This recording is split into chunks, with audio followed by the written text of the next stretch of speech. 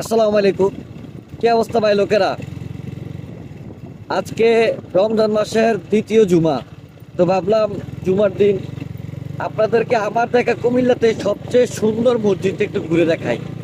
আমি এখন যে মসজিদটিতে যাচ্ছি সেই মসজিদটির নাম হচ্ছে বাইতুস সালাম জামিয়া মসজিদ।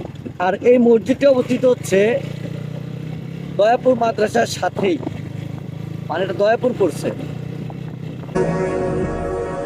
فتلك مقام